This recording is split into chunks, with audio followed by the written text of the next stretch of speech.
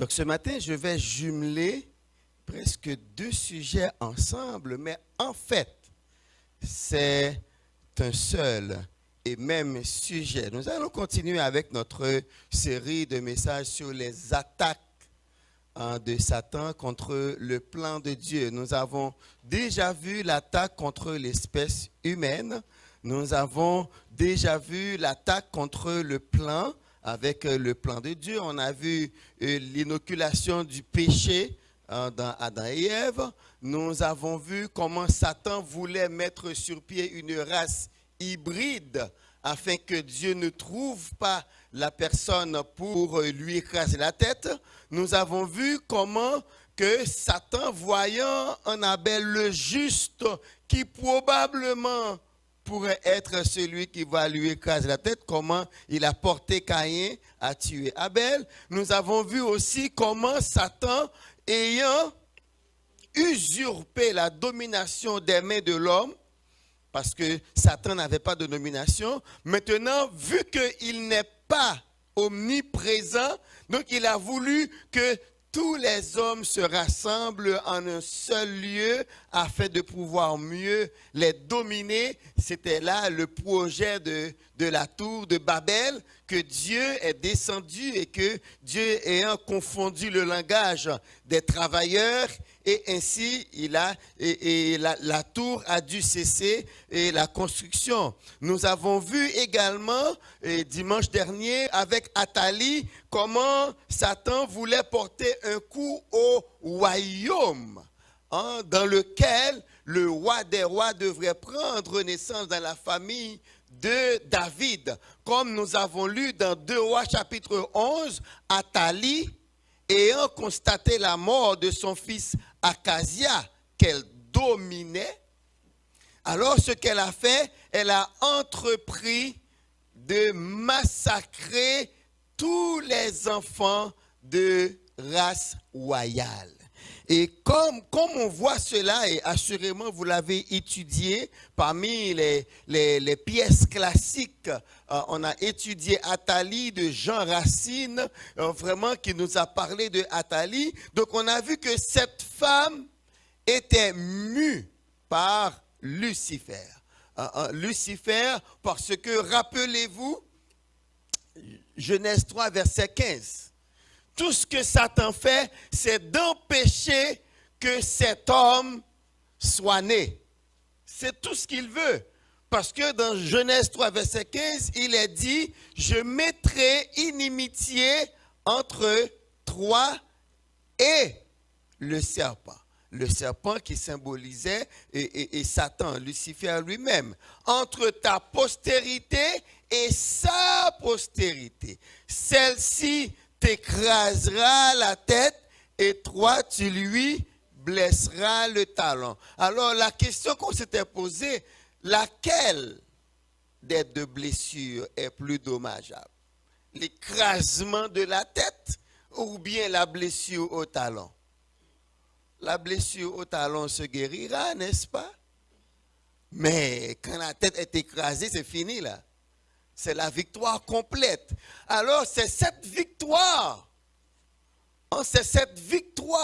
que Satan sait qu'un jour, quelqu'un viendra lui porter ce coup mortel. Alors, pendant toute l'histoire, il s'est évertué à empêcher que cela n'arrive.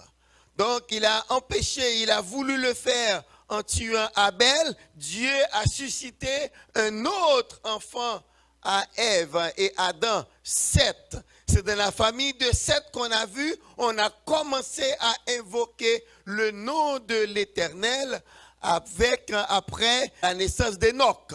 L'Enoch, ce monsieur qui n'avait pas vu la mort parce que Dieu l'avait enlevé selon ce que Hébreux 11 nous dit. Alors, pendant toute l'histoire, on a vu que Satan veut mettre fin au plan de Dieu. Pour que cet homme-là qui va lui écraser la tête ne vienne pas sur la terre, ne voit pas le jour, ou bien ne grandisse pas, c'est ce qu'il veut. Avec Athalie, Il y a dans 2 Samuel chapitre 7 une promesse que Dieu avait faite à David de lui créer une maison. Et en plus de cela, il lui a dit, je vais faire à ce qu'il y ait toujours sur le trône d'Israël un de tes descendants. Et il y a le petit mot toujours qui a tout son poids. Toujours. Donc ça veut dire que c'est David qui va régner et que Jésus devrait naître dans la race de David. Et voilà que Athalie voulait éradiquer cette race. Dans 2 Rois chapitre 11. Donc on peut voir derrière Athalie Lucifer qui est en train d'essayer de faire avorter le plan de Dieu. Mais nous avons vu que toujours, Dieu a toujours un coup d'avance sur lui. Amen. Dieu a toujours un coup d'avance. Dans Genèse 3, le coup d'avance, c'est Genèse 3, 15. Il y a quelqu'un qui va venir. Dans Genèse 6 à 9, le coup d'avance, c'est Noé. Il y avait Noé qui craignait Dieu. Et dans Athalie, nous avons vu le coup d'avance, c'est Josheba et Jéhojada, la tante de Joas, que nous avons vu, qui a sauvé Joas et l'a mis hors de portée d'Athalie, et ainsi il fut sauvé. Et 6 ans plus tard, il a été porté au trône et Athalie a connu la mort. Maintenant, nous sommes dans l'attaque contre le roi. Si Satan n'a pas pu empêcher que le roi soit né, eh bien, il va essayer de l'empêcher de grandir. Nous sommes dans Matthieu, chapitre 2, les 18 premiers versets. Matthieu, chapitre 2, versets 1 à 18. Je lis pour vous, tandis que vous suivez dans vos Bibles, parce que vous pouvez avoir des versions différentes. Jésus étant né à Bethléem, en Judée, au temps du roi Hérode, voici des mages d'Orient arrivèrent à Jérusalem et dirent, où est le roi des Juifs qui vient de naître? Car nous avons vu son étoile en Orient et nous sommes venus pour l'adorer. Le roi Hérode, ayant appris cela, fut troublé et tout Jérusalem avec lui. Il assembla tous les principaux sacrificateurs et les scribes du peuple et il s'informa auprès d'eux où devait naître le Christ. Ils lui dirent, à Bethléem en Judée, car voici ce qui a été écrit par le prophète. Et toi, Bethléem, terre de Juda, tu n'es certes pas la moindre entre les principales villes de Juda, car de toi sortira un chef qui paîtra Israël, mon peuple. Et j'aimerais bien que vous portiez l'attention sur ce verset, le verset 6. La dernière partie dit, car de toi sortira un chef qui paîtra Israël, mon peuple. Verset 7. Alors Hérode fit appeler en secret les mages et s'enquit soigneusement auprès d'eux depuis combien de temps l'étoile brillait. Puis il les envoya à Bethléem en disant, allez et prenez des informations exactes sur le petit enfant. Quand vous l'aurez trouvé, faites-le-moi savoir, afin que j'aille aussi moi-même l'adorer. Verset 9. Après avoir entendu le roi, ils partirent. Et voici l'étoile qu'ils avaient vue en Orient marchait devant eux jusqu'à ce qu'étant arrivée au-dessus du lieu où était le petit enfant, elle s'arrêta. Quand ils aperçurent l'étoile, ils furent saisis d'une très grande joie. Ils entrèrent dans la maison, virent le petit enfant avec Marie, sa mère, se prosternèrent et l'adorèrent. Ils ouvrirent ensuite leur trésor et lui offrirent en présent de l'or, de l'encens et de la myrrhe.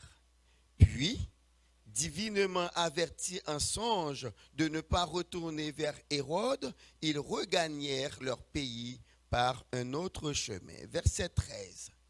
Lorsqu'ils furent partis, voici un ange du Seigneur apparut en songe à Joseph et dit, lève-toi, prends le petit enfant et sa mère, fuis en Égypte et reste-y jusqu'à ce que je te parle, car Hérode cherchera le petit enfant pour le faire périr.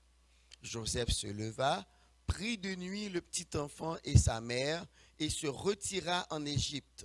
Il y resta jusqu'à la mort d'Hérode afin que s'accomplisse ce que le Seigneur avait annoncé par le prophète. J'ai appelé mon fils hors d'Égypte. Verset 16. Alors Hérode, voyant qu'il avait été joué par les mages, se mit dans une grande colère et il envoya tuer tous les enfants de 2 ans et au-dessous qui étaient à Bethléem et dans tout son territoire selon la date dont il s'était soigneusement enquis auprès des mages. Alors s'accomplit ce qui avait été annoncé par Jérémie le prophète. On a entendu des cris à Rama, des pleurs et des grandes lamentations. Rachel pleure ses enfants et n'a pas voulu être consolée parce qu'ils ne sont plus. Amen. C'est ici que s'arrête la lecture pour notre commune édification. Cher Seigneur, nous venons de lire ta parole et nous allons dire ce que tu nous auras mis à cœur de partager avec ton peuple.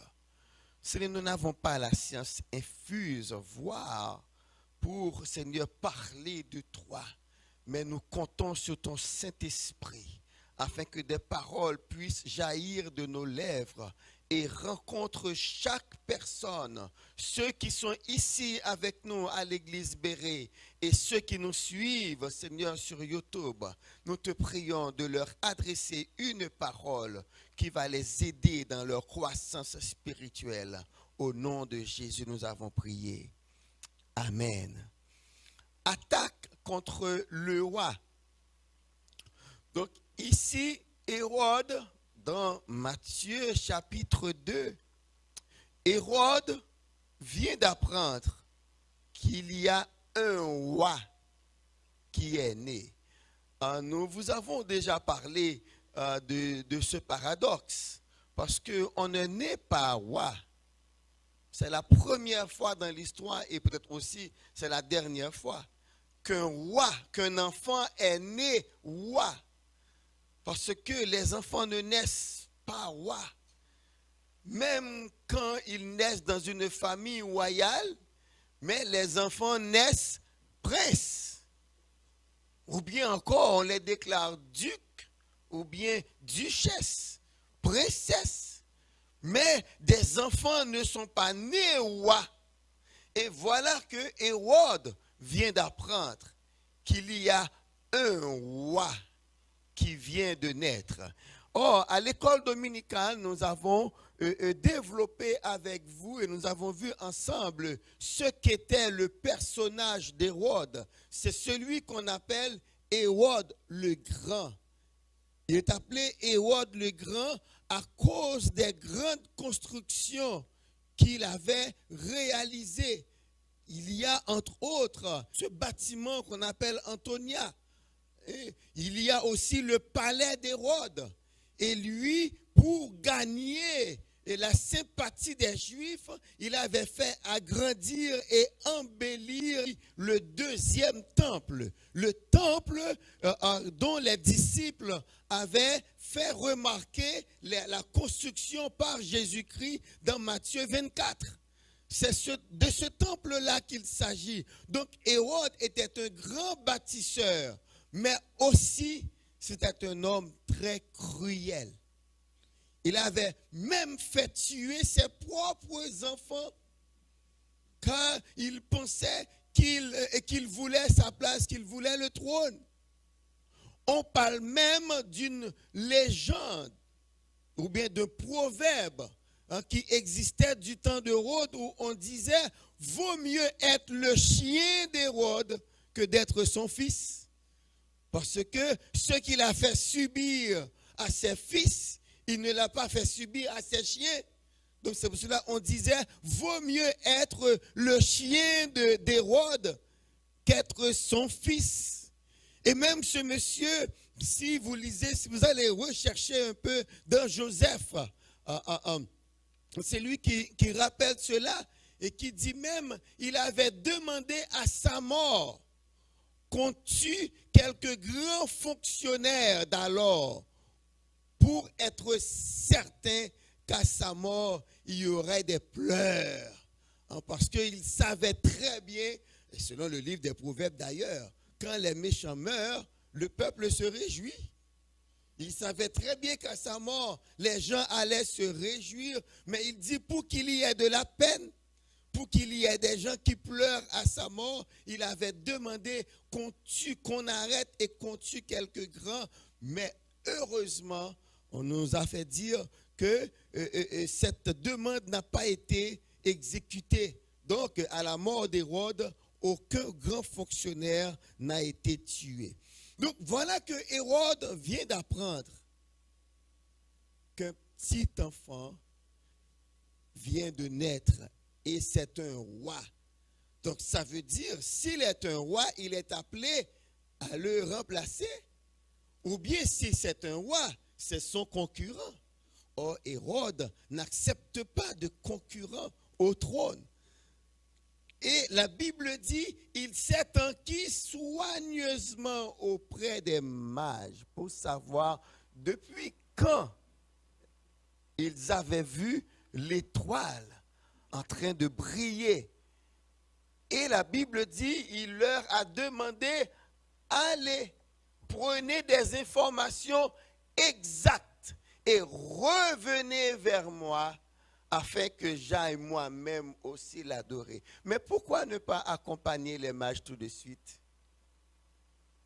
Pourquoi ne pas accompagner? Deuxièmement, pourquoi ne pas envoyer un émissaire accompagner les mages? Quand je vous parle que Dieu a toujours un coup d'avance sur le malin, Dieu a toujours un coup d'avance sur le malin. Il contrôle les cœurs, il connaît les motivations. C'est ce que David nous dit dans le psaume 139. La parole n'est même pas encore sur mes lèvres que tu la connais entièrement. Tu me sondes et tu me connais. Dieu connaît toutes choses. Mais souvent, il laisse le méchant manifester sa méchanceté et c'est ce qu'il va faire avec Hérode. Il va laisser Hérode éclater sa méchanceté. Mais en songe, premièrement, il a demandé aux mages de ne pas retourner vers Hérode. Et deuxièmement, il a averti Joseph de laisser Bethléem et d'aller en Égypte. Non pas de rester à Jérusalem, non pas de rester là en Israël, mais d'aller en Égypte. Et là, qu'est-ce que nous lisons au verset 16? C'est que Hérode, se voyant dupé par les mages, ou bien joué par les mages, eh bien, il s'est mis dans une grande colère et il a envoyé tuer tous les enfants de 2 ans et moins afin d'être sûr de n'avoir pas raté le petit roi qui vient de naître. C'est ce que nous appelons l'attaque contre le roi. Car quand on voit Hérode, il ne faut pas voir la personne d'Hérode. Il faut voir l'esprit qui l'anime. Quel est l'esprit qui l'anime? C'est l'esprit de Lucifer. Parce que tout simplement, il cherchait à ce que l'enfant ne soit pas né, mais voilà qu'il est né. Ce n'est pas de sa faute parce qu'il a joué de tout son pouvoir pour que cet enfant ne voit pas le jour. Mais grâce soit rendue à Dieu, Dieu a toujours un coup d'avance sur l'ennemi. Mes amis, vous qui servez le Seigneur, j'aimerais que vous écoutiez cette parole et que vous preniez cette parole comme vôtre, à savoir que Dieu a toujours un coup d'avance sur l'ennemi, même de notre vie. Combien de fois l'ennemi nous aurait atteints? Combien de fois, si Dieu n'avait pas toujours un coup d'avance sur l'ennemi, vous et moi, nous saurions souvenir. On ne serait pas là. Dieu seul sait combien d'attaques nous avons subies, mais aussi combien de fois le Seigneur a combattu pour nous. Combien de fois le Seigneur a toujours un coup d'avance sur l'ennemi. Il a toujours un coup d'avance. Le coup d'avance, c'est qu'il a averti Joseph. Nous pouvons même dire que le choix de Joseph comme l'époux de Marie rentre dans le coup d'avance. Parce que quelqu'un aurait pu recevoir l'avertissement et négliger de partir et livrer l'enfant à Hérode. Mais on a vu Joseph, sitôt que l'ange lui a parlé en songe, à 2 reprises, un ange est venu parler à Joseph. Un ange est venu parler à Joseph quand il avait appris que sa fiancée était enceinte et ce n'était pas de lui. La Bible dit, ayant aimé Marie, il concevait dans son cœur le projet de l'abandonner sans que cela ne constitue un scandale. Il allait le faire en secret. Mais la Bible nous dit en songe. Un ange est venu lui dire, Joseph, ne crains pas de prendre Marie pour ta femme, car l'enfant qu'elle a conçu vient de l'Éternel. Et Joseph a obéi. Même le choix de Joseph pour l'époux de Marie rentre dans le coup d'avance de Dieu. Parce que si ce n'était pas un serviteur de Dieu, il aurait pu négliger l'avertissement de l'ange. Au lieu de partir tout de suite, il aurait pu rester à Bethléem et livrer l'enfant à Hérode. Mais Joseph, ayant reçu l'avertissement de l'ange, a reconnu que c'était la voix de Dieu et il a obéi. Vous et moi, nous devons demander à Dieu cette oreille exercée pour entendre et reconnaître la voix de Dieu et un cœur obéissant pour obéir à la parole de Dieu. Car trop souvent, Dieu parle, mais qui l'écoute? Trop souvent, nous laissons passer les avertissements de Dieu, nous laissons passer la parole de Dieu. Et Matthieu qui rappelle la prophétie de Jérémie, dans Jérémie 31, verset 15, c'est à Rama, c'est là où Nebuchadnezzar rassemblait les déportés pour Babylone.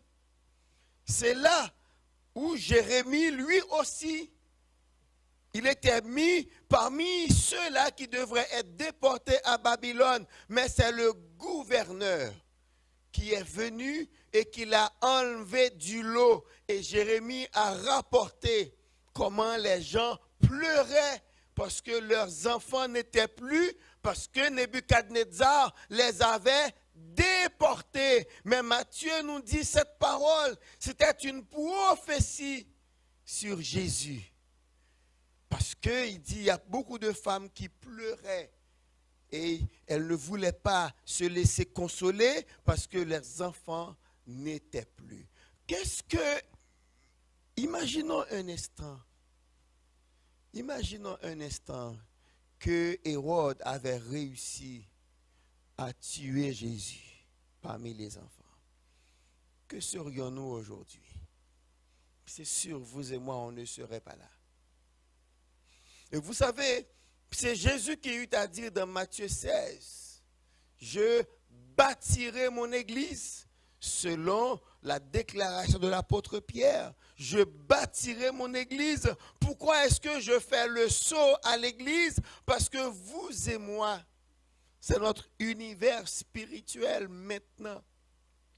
Et l'Église, c'est une réalité tellement grande que il y a des gens qui ont regardé à travers toutes les Écritures, ils disent qu'il y a de ces concepts qui ne sont pas définis dans la Bible.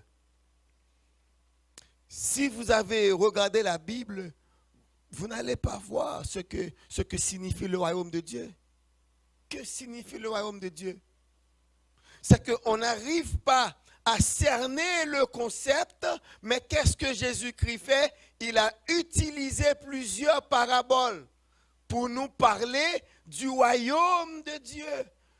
C'est comme un champ ensemencé par un maître. Dans Matthieu 13, nous avons la parabole de l'ivraie, du bon grain et de l'ivraie. C'est une métaphore du royaume de Dieu. Jésus-Christ dit, à quoi ressemble le royaume de Dieu? Le royaume de Dieu ressemble à un homme qui a découvert un trésor dans un champ. Il est allé vendre tout ce qu'il possède pour acheter le champ. Jésus-Christ a utilisé plusieurs autres paraboles pour nous parler du royaume de Dieu. De même aussi l'Église, c'est un concept tellement grand qu'on n'a pas pu l'enfermer dans une seule définition. Eh bien aussi, il y a plusieurs métaphores qui nous parlent de l'Église. Et quand on entend cela, on comprend que cela, c'est une Église, particulièrement dans l'Évangile de Jean et les épîtres de Paul. Vous allez voir que l'Église est comparée à une épouse de Christ, particulièrement dans Éphésiens 5, où il est dit, Marie, aimez vos femmes comme Christ a aimé l'Église et s'est livré lui-même pour elle. L'Église est comparée au sarment d'une vigne. Jean 15, je suis le cep et vous êtes les sarments. Dans un chapitre 15, eh bien, l'Église est comparée à un édifice. L'Église est comparée à une moisson. Dans la parabole du bon grain et de l'ivraie, les ouvriers ont demandé au maître du champ, est-ce que vous voulez que nous arrachions l'ivraie? Il a dit non, laissez à la moisson. À la moisson. L'Église est comparée à un filet. Jésus dit, on envoie le filet, mais on prend toutes sortes de poissons, mais après ça, les pêcheurs sur le rivage tirent en étroit et ramassent les bons poissons. L'Église est comparée à un nouveau temple. L'Église est comparée à un nouveau groupe de sacrificateurs. Nous sommes un royaume de sacrificateurs. L'Église est comparée à la maison de Dieu, la colonne et l'appui de la vérité. L'Église est comparée au corps de Christ. Romains 12. Dans un corps, il y a plusieurs membres, mais c'est le même corps dans Romains 12. Mais vous savez, la comparaison, ou bien encore la métaphore centrale de l'Église, c'est quand on parle de l'Église comme une famille. C'est pour cela que je vous disais, il y a plusieurs textes dans Jean et dans les épîtres de Paul qui nous ramènent à ce concept de famille. Je vais partager quelques-uns de ces textes avec vous qui nous montrent comment réellement dans la parole de Dieu, dans les épîtres de Paul et dans l'évangile selon Jean, on fait beaucoup relation à la famille. Galates 4, verset 19, mes enfants. Dès que vous entendez mes enfants, où est-ce qu'on trouve des enfants? Dans une famille. Mes enfants, pour qui j'éprouve à nouveau les douleurs de l'enfantement jusqu'à ce que Christ soit formé en vous. Galates 6, 10, Paul dit, pratiquons le bien envers tous et surtout envers les frères. C'est dans une famille qu'on trouve des frères et des sœurs. Dans 1 Corinthiens 4, 15, Paul dit aux Corinthiens qu'ils ont beaucoup de tuteurs, mais un seul Père. Encore l'esprit de famille. Et il continue pour dire, je vous ai engendré un thème familial par l'évangile.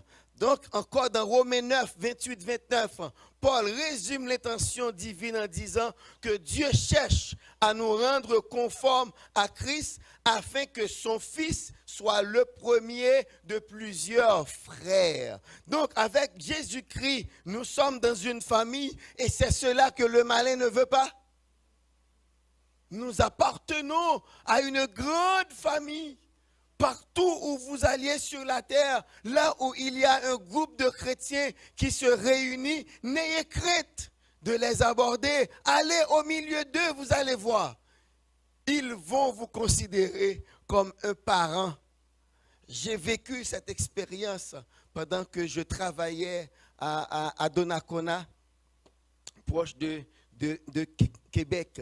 Le dimanche matin, je voulais aller dans une église.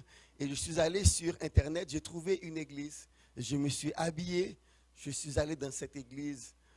Quand je suis arrivé, je faisais partie de la minorité visible, bien sûr. Mais après le culte, on dirait que j'étais un parent que les gens avaient perdu de vue, ça fait longtemps, mais qu'ils soupiraient à retrouver. C'est l'idée que j'avais. Avec l'accueil que j'ai reçu, des gens qui vous tirent à gauche, des gens, comment ça va, c'est où vous habitez. Non, vraiment, je m'étais senti en famille. Et c'est ainsi que l'Église de Dieu doit se comporter. Voilà pourquoi nous vous disons que nous devons être une assemblée très accueillante. Quand quelqu'un arrive ici, eh bien, il faut que plusieurs le prennent pour lui demander comment ça va, c'est où vous habitez, depuis combien de temps vous vivez ici, c'est quoi les enjeux, c'est quoi les défis, afin qu'on puisse aider. C'est cette famille que Dieu nous a donnée en Christ et que Satan ne voulait pas que nous ayons. Et pour avoir cette famille, l'Église, effectivement, Jésus-Christ avait dû écraser la tête du serpent à la croix. À la croix. Jésus-Christ était à la croix. Il a reçu tous nos péchés, mais il a remporté la victoire avec la phrase « Tout est accompli ». Voilà pourquoi que vous et moi, nous n'avons plus à offrir des offrandes. Il y avait offrande du matin, offrande du soir. Je prenais le temps de compter le nombre de sacrifices officiels que le peuple d'Israël devrait offrir par année. Ça avoisinait près de 1000 bœufs, vaches, moutons et tout à donner. Si vous comptez déjà 2 sacrifices par jour, 65 jours, ça fait déjà 730. Imaginez un sacrifice le matin, sacrifice du matin, sacrifice du soir. Ensuite, les jours de sabbat. Ensuite, sacrifice pour chaque premier jour de saison. Ensuite, sacrifice pour les péchés. Ensuite, sacrifice pour le Yom Kippour. C'est beaucoup d'animaux qu'il fallait tuer chaque année. On se demande, mais où est-ce que le peuple allait trouver l'argent pour acheter ces bêtes? Et puis d'ailleurs, il fallait qu'on soit toujours à Jérusalem, parce que toutes ces bêtes devaient être sacrifiées dans le temple, sur l'autel d'airain. Oh, nous sommes partout sur la terre. Donc voilà ce que Christ a fait pour nous. Quand on dit que la Noël, c'est un projet de Dieu, la Noël, c'est un projet parce que voici comment Dieu a dérouté le plan du diable pour nous donner Jésus. La Noël, c'est un plan, c'est un projet de Dieu. Ça a commencé depuis le jardin d'Éden jusqu'à ce que Christ ait vu naissance. Et maintenant, nous avons la victoire avec Jésus à la croix. Et il nous a donné la liberté. Maintenant, on est libre d'aller devant Dieu. Vous et moi, pauvres que nous ne sommes pas juifs, mais il nous donne accès, accès à son trône dans le nom de Jésus. Vraiment, nous avons raison de venir et de prier Et là, un verset que j'ai voulu voir avec vous à partir du verset 16, et dans Matthieu 18, pour moi, c'est le texte qui vraiment nous parle de la famille de Dieu, comment on doit se comporter les uns envers les autres quand l'un pêche contre l'Église, comment on doit traiter cela. Et après ça, il va dire, là où deux ou trois s'assemblent en mon nom, je suis au milieu d'eux. Et pour continuer, il va dire, si deux ou trois se mettent ensemble pour demander quelque chose en mon nom, je le ferai. Et je voulais terminer avec ça pour vous parler de cette semaine que nous allons avoir. Ne ratez pas l'occasion de venir prier ensemble, car dans le psaume 133, le psaume commence pour dire à qui il est doux, il est agréable pour des frères de demeurer. Et comment le psaume termine?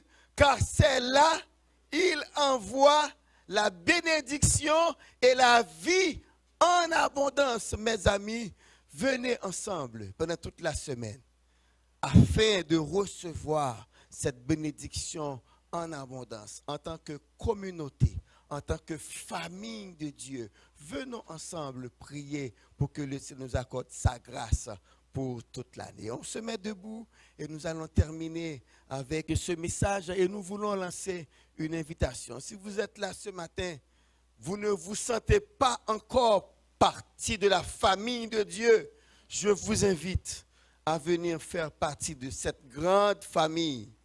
C'est une famille très étendue. Comme je dis, c'est à travers le monde.